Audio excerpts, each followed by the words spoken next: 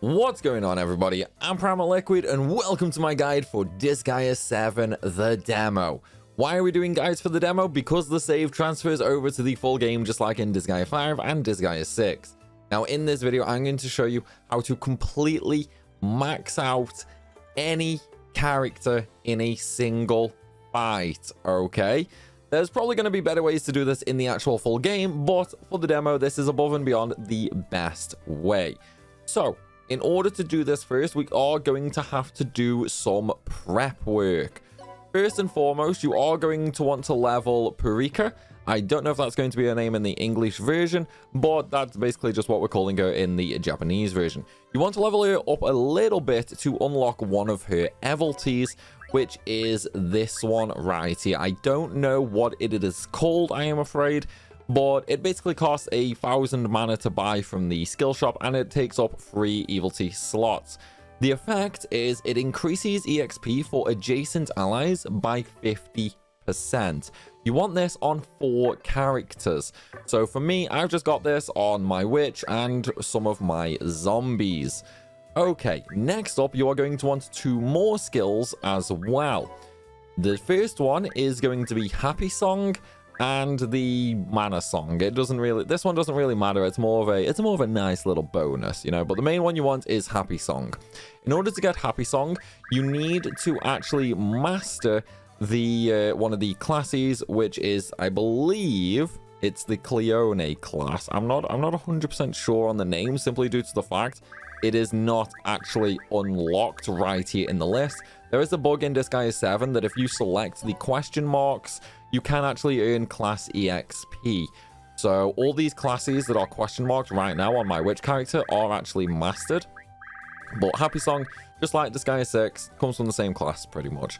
So once you've got those abilities, you want to then use the skill shop and turn them into skill books, which you are then going to put on all of your characters. So for example, if we take a look right now, we have Happy Song and the Mana Song, and then the ability which gives EXP to adjacent allies. This is on all 4 of my first characters.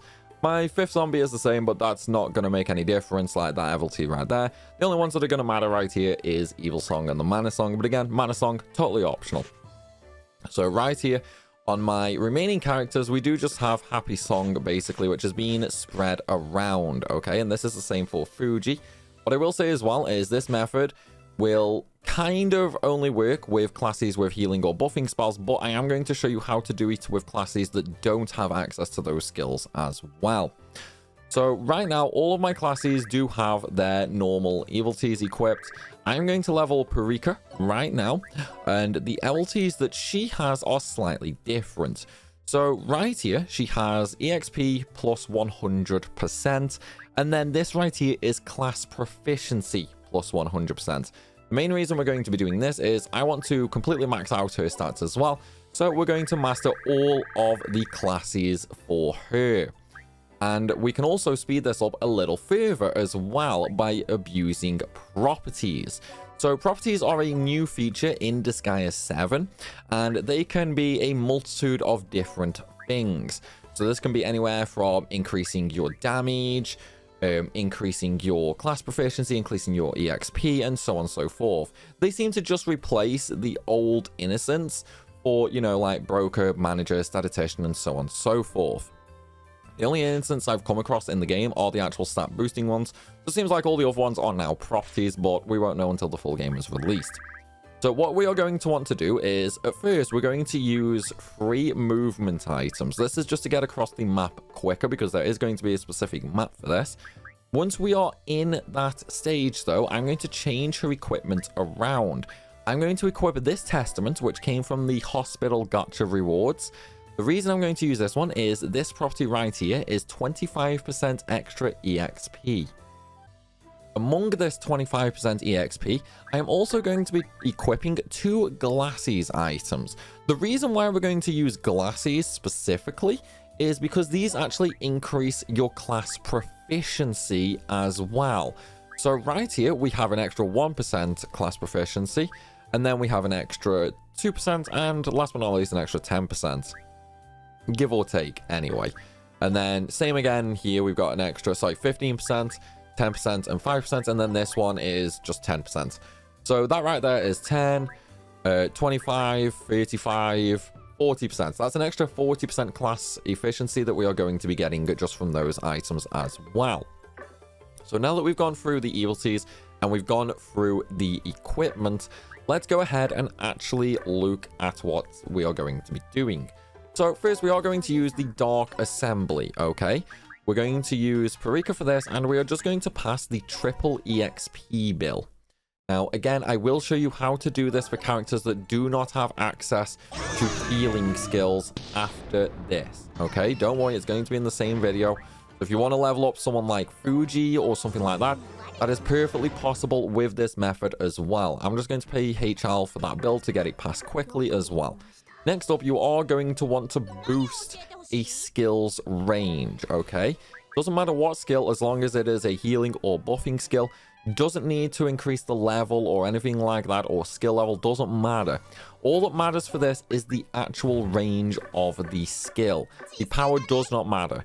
Doesn't matter how much you heal or buff for, you are still going to earn the same amount of EXP. So once we have that, what we are going to do is we are going to go to stage, when I find it, not that one, and not that one, so it's in 2. There it is. So we're going to go to stage 2-1. The reason we're going to go to this stage is because there is an attack +1 geo effect that we are going to use. So what we're going to do right now is I am just going to send my characters across the field, basically. And then once we get to where the geo symbol is, that is where we are going to effectively start this grind. And once again, you can do this with all characters, okay? It's like, yes, it is easier with characters that do have healing skills, as there is one less step involved, but it is perfectly possible to do this with every character. So what I'm doing right now is I'm just bringing out all of my units here, okay? We are going to be using all 10 units for this method. One of them you can just sort of leave like at the back of the field. It doesn't matter. Like, we only need Happy Song basically from the last unit. I'm just going to move all 10 across though, just because I can, basically. So we're just going to move all the way over. So these right here are the thieves. That is where we want to be. But we are going to change the location of the geo symbol as well. We are going to move that. The main reason being, in Disgaea 7, you will automatically target the closest ally on the default settings. Turn that off. Why? Because it makes life so much easier. Trust me on that. And that is why we are going to move the geo symbol around so that we can have access to where they are currently standing, where it currently is. The reason for that is where that geo symbol is, we can get a 3x3 grid around it. However, these two symbols right here, we can't. That is why we are going to throw that geo symbol away, basically, and then we are going to stand on that with the character that we are leveling. So what I'm doing right now, I am just moving all of my characters over. And again, you don't really need to worry which characters this is. You don't need to worry about their levels or anything like that. As long as they have the abilities that I showed you earlier, you will be perfectly fine with this. So once again, we're just going to move over. This is kind of the only problem with this method. It does take a little bit to set up just because the geo symbol is in a really annoying spot. So I'm going to move my witch up right now, and I'm going to lift the geo symbol. We're going to throw that on any like purple spot. It doesn't matter at all. And then I'm going to move Pbird up to the actual symbol right there, because she is the one who is going to level for me. Now what I'm going to do is my classes that have the extra EXP for adjacent allies, I am going to stick around Pbird. This is basically just going to be my witch and any of my zombies. And then we're just going to fill in the slots around the corners with other characters.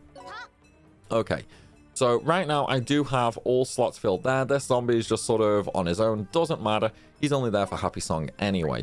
So right now I am level 474, but because I am in the correct location now, we are going to change the equipment. And once again, this is going to be a Testament and 2 Glasses items.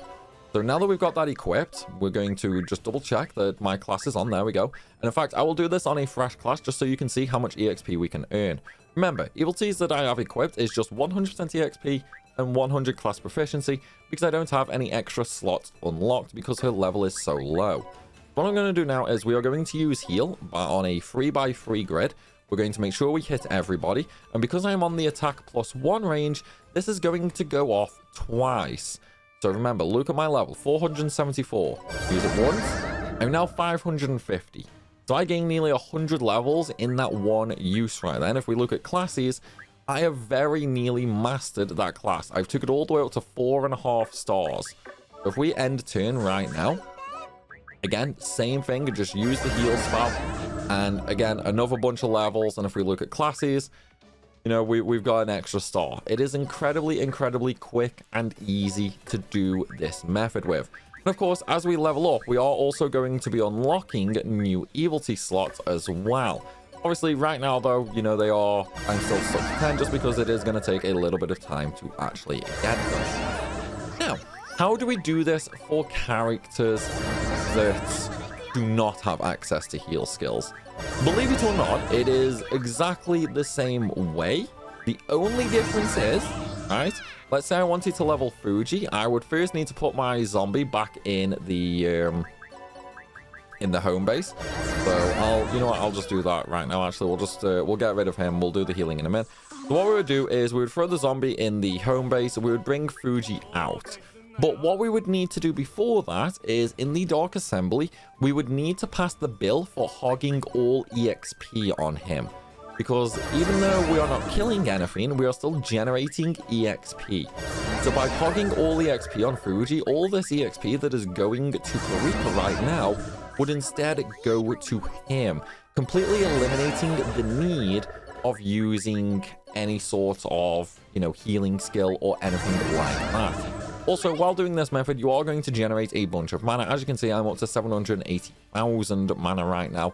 That will get higher as your level increases too. If we just take a look at classes, so right now, I've just gained a bunch of EXP on the warrior as well.